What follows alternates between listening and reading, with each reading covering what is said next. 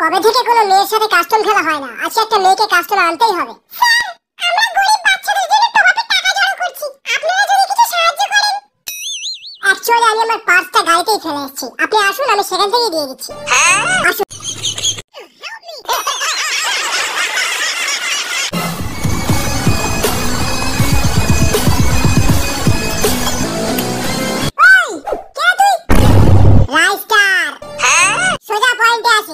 আমি বাইক নিয়ে বুয়া চ্যালেঞ্জ করছিলাম বুঝলি, তোর টিমমেট গুলো ওখানে আসছিল, ওখানে এসে আমার বাইকে ধাক্কা মেরে আমার বাইকটা বরবাদ করে দিল। আমি পেছন দিয়ে গুলি মারলাম, সালারা মিসা ক্যারেক্টার লাগিয়েছিল, গেল সালা আমার মটকাটা গরম হয়ে। তারপর পেছন পেছন দৌড়ে এসে দেখি এখানে একটা স্কোয়াড নয়, 2-3টে স্কোয়াড মিলে ক্যাম্পিং করছে। সে করছে করুক, আমার কি, আমি তো শুধু আমার কয়েন নিতে এসেছি টিমমেটকে রিভাইভ করবো বলে।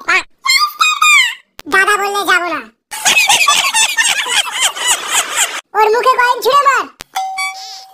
শোন, নোংরারা আলোক চাইলে না, নোংরাদের মুখে 800 টাকার রিডিম কোড ছুঁড়ে দিবি, দেখবি তোকে বাবা বলে ডাকছে।